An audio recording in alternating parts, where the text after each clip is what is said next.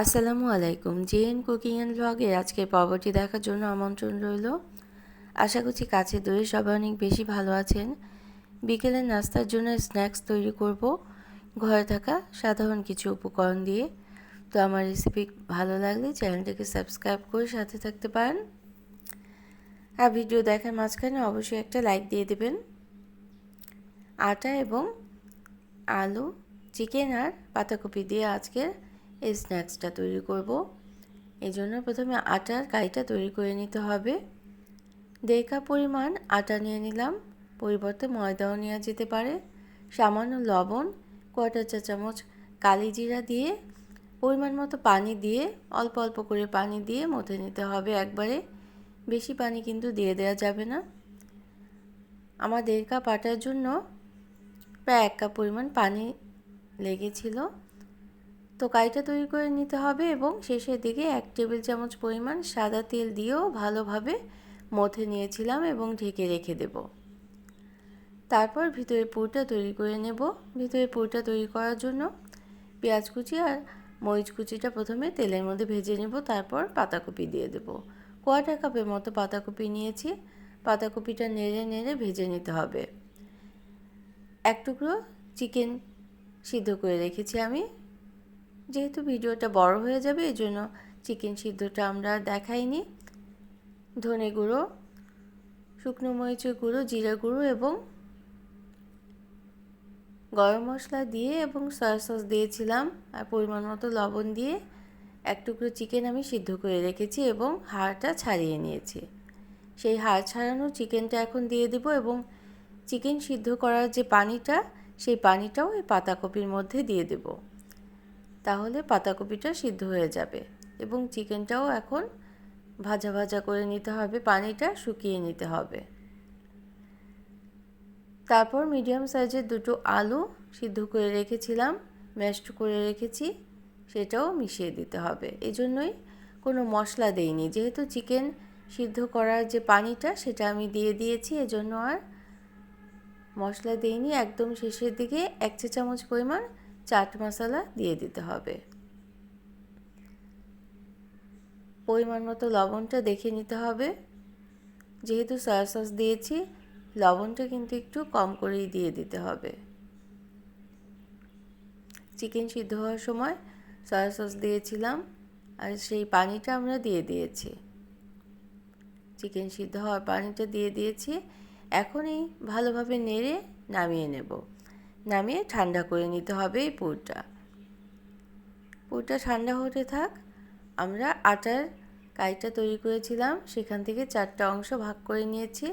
এখন একটা রুটি বেলে নিতে হবে। যেমন করে আমরা রুটি বেলি ঠিক সেভাবে করেই পাতলা করে রুটিটা বেলে নিতে হবে। যে পুরটা তৈরি করে রেখেছিলাম, পুরটাকেও আমরা 4টা অংশে ভাগ করে নেব 4টা রুটির জন্য। তারপর পুরটা উপরে ছড়িয়ে দিতে হবে, সব দিকে খুব ভালোভাবে ছড়িয়ে দিতে হবে যেন কোনো দিক খালি না থাকে। তারপর ফোল্ড করে দিতে হবে। দেখে বুঝে নিতে হবে কিভাবে করে ফোল্ড করছি আমি। ফোল্ড করে প্রথমে এই স্ন্যাক্সটাকে আমরা সিদ্ধ করে নেব বা স্টিম করে নেব।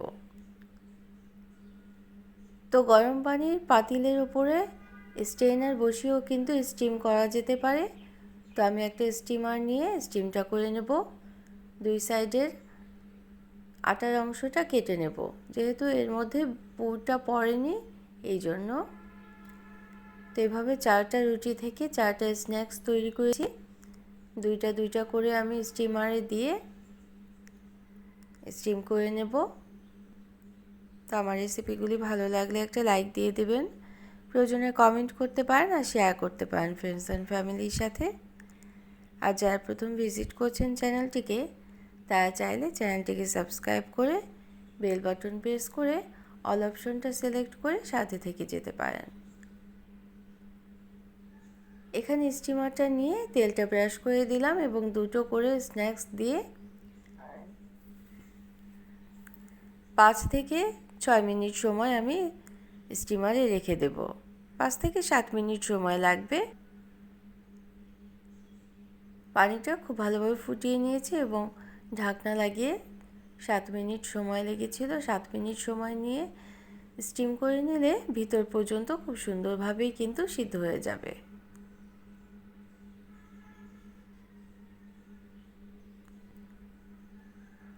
তো এখন স্ন্যাক্স নামিয়ে নিয়েছি এবং সিদ্ধ হয়ে যাওয়ার পর নামিয়ে নিয়েছি। নামিয়ে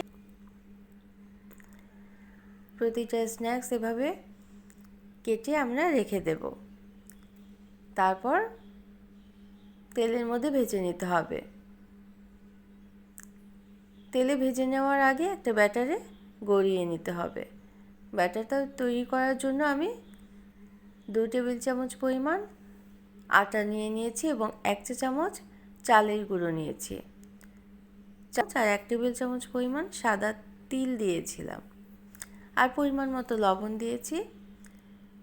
গোলমরিচের গুঁড়ো দিয়েছিলাম সামান্য পরিমাণ টেস্টের জন্য। অল্প পানি নিয়ে পাতলা করে ব্যাটারটা তৈরি করে নিতে হবে। খুব বেশি না হয়, আবার খুব বেশি ঘন করার কিন্তু দরকার নেই। পাতলা প্রলেপ দেওয়া যায়, এরকম কোট করা যায়, তৈরি করে নিতে হবে। তো প্রতিটা স্ন্যাক্স কোট করে নিয়ে আমি তেলের মধ্যে ভেজে নেব। ডুবো তেলে না ভাজলেও চলবে, যেহেতু ভিতর পর্যন্ত সিদ্ধ করাই আছে আমাদের প্রতিটা স্ন্যাক্স।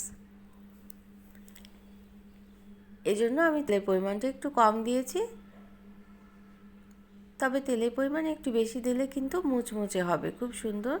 যেহেতু উপরে কোট করে দিয়েছি ব্যাটার দিয়ে, এজন্য খুব সুন্দর মুচমুচে একটা স্ন্যাক্স কিন্তু এভাবে। তো যারা এতক্ষণ আমার সাথে থাকলেন সবাইকে অসংখ্য অসংখ্য ধন্যবাদ। সবাই অনেক বেশি ভালো থাকবেন। আর নতুন যারা ভিডিওটা দেখছেন তারা চাইলে চ্যানেলটিকে সাবস্ক্রাইব করে বেল বাটন প্রেস করে অল অপশন সিলেক্ট করে সাথে থাকলে নিত্য নতুন যে রেসিপিগুলো আমরা দেব সেগুলো দেখে নিতে পারবেন। আমার চ্যানেলে আরও স্ন্যাক্স রেসিপি আছে, প্লেলিস্ট করে সেগুলো চাইলে দেখে নিতে পারেন।